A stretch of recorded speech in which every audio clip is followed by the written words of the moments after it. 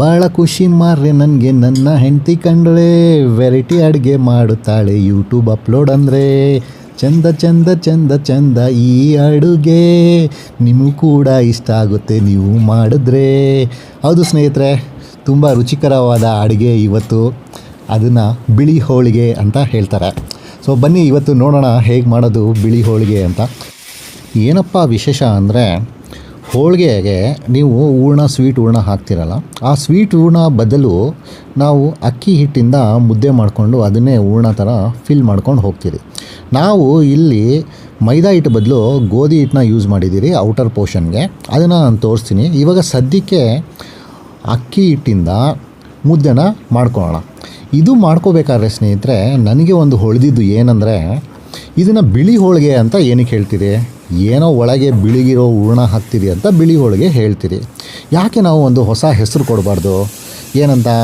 ಗಂಗಾ ಜಮುನಾ ರೊಟ್ಟಿ ಅಂತ, ಇಲ್ಲಾಂದರೆ ತುಂಗಭದ್ರಾ ರೊಟ್ಟಿ ಅಂತನಾ, ಆ ಥರ ಏನಾದರೂ ಕೊಡ್ಬೋದಲ್ಲ? ಯಾಕಂದರೆ ಇಲ್ಲಿ 2 ಡಿಫ್ರೆಂಟ್ ವೆರೈಟೀಸ್ ಆಫ್ ರೊಟ್ಟಿ ಸೇರಿಕೊಂಡು ಒಂದು ರೊಟ್ಟಿ ಆಗ್ತಾಯಿದೆ ಅಲ್ವಾ? ಅದಕ್ಕೆ ನನಗೆ ಅದೊಂದು ತಲೆಯಲ್ಲಿ ಹೊಡ್ತು. ನಿಮಗೆ ಏನು ಅನಿಸುತ್ತೆ ಸ್ನೇಹಿತರೆ? ಕಮೆಂಟ್ ಮಾಡಿ ಹೇಳಿ, ಇದ್ರದಕ್ಕೆ ಯಾವ ಹೆಸರು ಕೊಟ್ಟರೆ ಚೆನ್ನಾಗಿರುತ್ತೆ ಅಂತ. ಬಿಳಿ ಹೋಳಿಗೆ ಇದ್ರೇ ಚೆನ್ನಾಗಿರುತ್ತಾ, ಇಲ್ಲ ಗಂಗಾ ಜಮುನಾ ರೊಟ್ಟಿ ಅಂತ ಚೆನ್ನಾಗಿರ್ತದಾ, ಇಲ್ಲ ತುಂಗಭದ್ರಾ ರೊಟ್ಟಿ ಅಂತ ಚೆನ್ನಾಗಿರುತ್ತಾ? ನೀವು ಕಮೆಂಟ್ ಮಾಡಲೇಬೇಕು ಸ್ನೇಹಿತರೆ. ನೀವು ಕಮೆಂಟ್ ಮಾಡಿಲ್ಲ ಅಂದರೆ ನಾನು ನಿಮಗೆ ವಿಡಿಯೋ ಮಾಡಿ ಹೇಳೋದೇ ಇಲ್ಲ, ಬಿಟ್ಟೇ ಬಿಡ್ತೀನಿ. ನಮಗೆ ಯಾರು ಪ್ರೋತ್ಸಾಹನೇ ಕೊಡ್ತಾಯಿಲ್ಲ ಅಂತ ಬೇಜಾರಾಗಿ ನಾನು ಬಿಟ್ಬಿಡ್ತೀನಿ. ನನಗೆ ನೀವು ಬೇಜಾರು ಮಾಡಿಸೋದಿಲ್ಲ ಅಂತ ನನಗೆ 100% ಗೊತ್ತೇ ಗೊತ್ತು. ನೀವು ಇಲ್ಲಿವರೆಗೂ ನೋಡಿದ್ದೀರಾ ವೀಡಿಯೋನೇ, ನೀವು ಪ್ರೋತ್ಸಾಹ ಕೊಡ್ತಾ ಇದ್ದೀರಾ.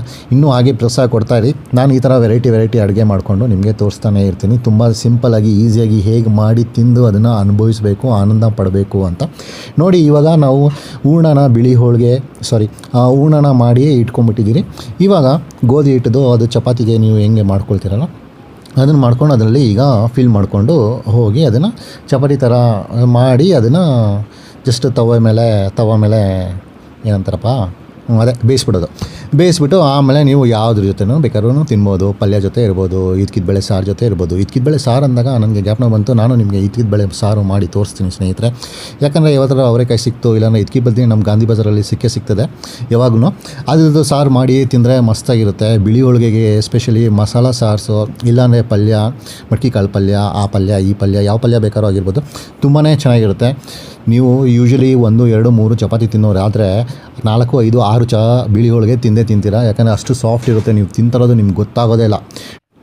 ನೋಡಿದ್ರಲ್ಲ ಎಷ್ಟು ಅದ್ಭುತವಾಗಿ, ಎಷ್ಟು ಚೆನ್ನಾಗಿ ಬರ್ತಾಯಿದೆ.